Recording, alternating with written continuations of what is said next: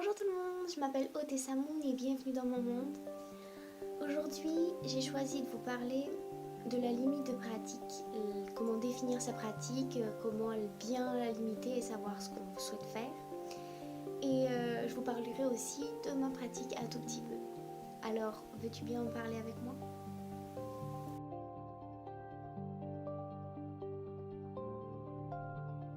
Alors, pour commencer, pour limiter et bien définir sa pratique, il est important de savoir pourquoi on pratique.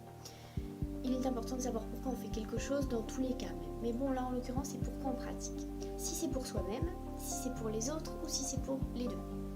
Si c'est pour soi-même, on va être plus dans une démarche de méditation, de ressourcement, de protection et de purification de sa propre maison ou de nous-mêmes.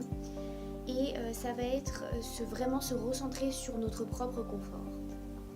Si on pratique pour les autres, ça va être une démarche de purification et de protection d'un lieu ou d'une personne autre que nous-mêmes.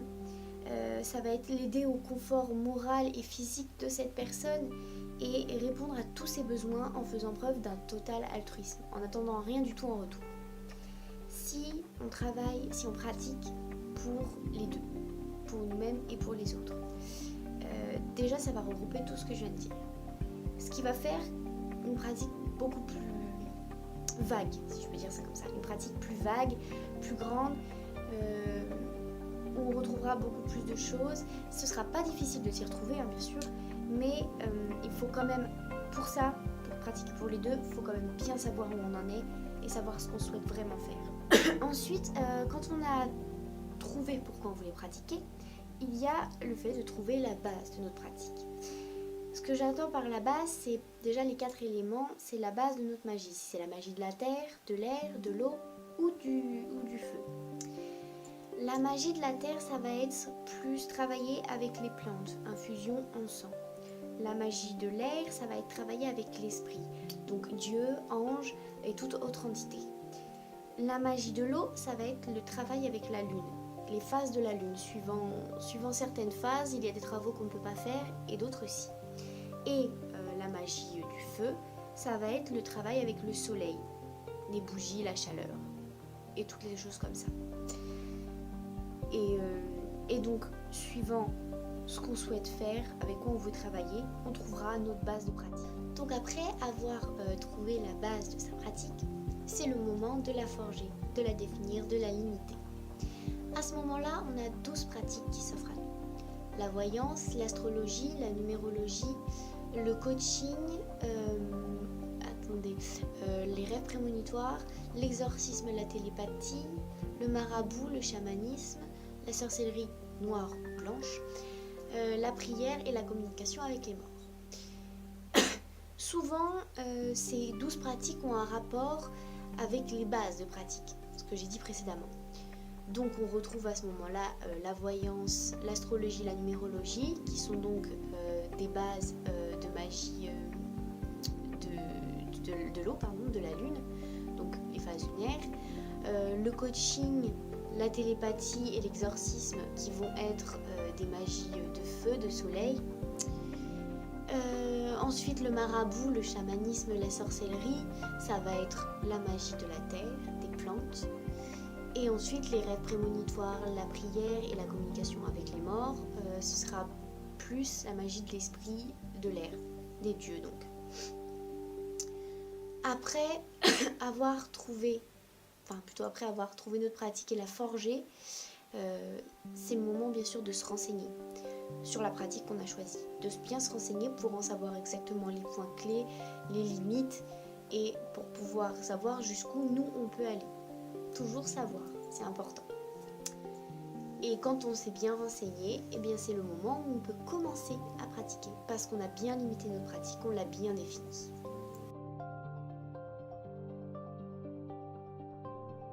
Donc moi, comme j'avais dit dans l'une de mes premières vidéos, j'ai vraiment commencé à pratiquer pleinement il y a 1 an, mais je pratiquais depuis 2 ans.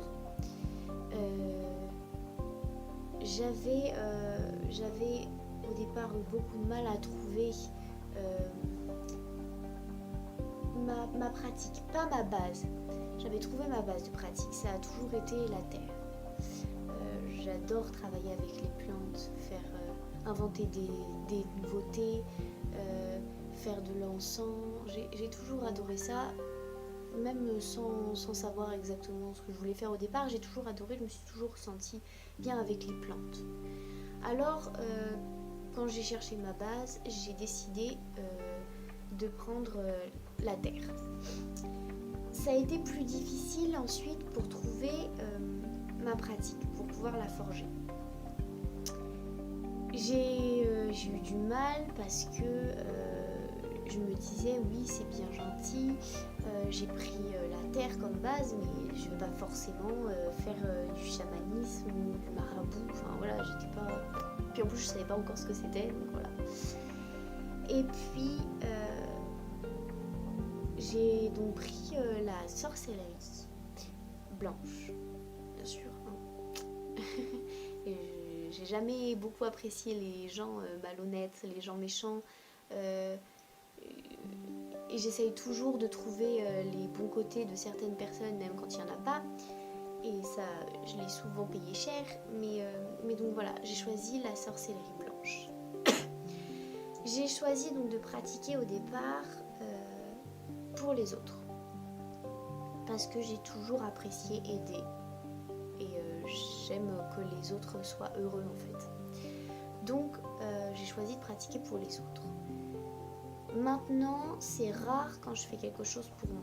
Parce que je fais quand même certaines choses pour moi. Hein. D'été, quand je me sens pas bien, je vais le faire pour moi. Je vais pas le faire pour quelqu'un d'autre. Hein. Mais vraiment, je pratique vraiment, en grande majorité, pour les autres.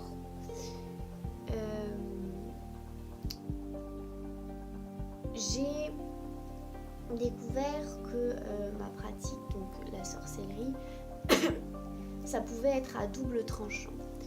Donc, même la magie blanche, ça pouvait être à double tranchant. On pouvait directement dire mais c'est quoi ça, la sorcellerie, la magie, les pouvoirs magiques et tout bazar. Donc voilà, je me suis vite rangée un peu du côté du chamanisme. C'est toujours avec les plantes, donc c'est même plus avec les plantes que la sorcellerie. On travaille plus dans le domaine de la végétation, on est plus dans les jardins, on est plus connecté avec la terre. Et c'est après, en me renseignant, que j'ai découvert que c'était vraiment ça que je voulais faire, donc le chamanisme et un peu de magie blanche, sorcellerie blanche et chamanisme. C'est à partir de ce moment-là que j'ai commencé à faire des tas de récoltes dans mon jardin. Je dois avouer que j'ai fait peur à plus d'une personne dans ma famille. J'ai fait peur à ma sœur. Et ma mère m'a regardée de travers. Mais bon, ça, je m'en fiche, hein, c'est pas grave. Mais voilà, on vit avec ça ou on vit pas avec ça, mais il faut m'accepter, quoi. Donc voilà. Et donc, ce que je vous explique, le chamanisme, comme je disais, c'est plus un domaine rapproché de la nature. On travaille beaucoup plus avec les plantes, mais c'est surtout, faut beaucoup de sagesse. C'est-à-dire qu'il ne faut pas faire n'importe quoi. Il faut énormément de sagesse, il faut énormément de connaissances avec les plantes. Et j'en ai acquis pendant énormément de temps. Mais comme j'aime ça, ça a été plus facile d'apprendre et d'acquérir en un an. Comme j'aime ça. Après, j'avoue, il y a certaines choses dont je me souviens pas. Il y a des moments où je faisais quoi ça déjà, je m'en souviens pas. Et quand je dis que je fais de la sorcellerie blanche, ça va être plus... Quand je parle de la création d'infusions ou de la purification de quelque chose, c'est vraiment là plus de la sorcellerie, c'est plus trop du chamanisme. Mais je me base beaucoup plus sur le chamanisme. J'espère que cette vidéo t'a plu, que t'as aimé en parler avec moi. Moi j'ai beaucoup apprécié. Normalement, ma prochaine vidéo portera justement sur les 12 pratiques dont je parlais dans cette vidéo. J'expliquerai mieux ce que c'est et ce qu'elles représentent. Donc on se retrouve vendredi prochain avec une nouvelle vidéo. Je vous retrouve très vite.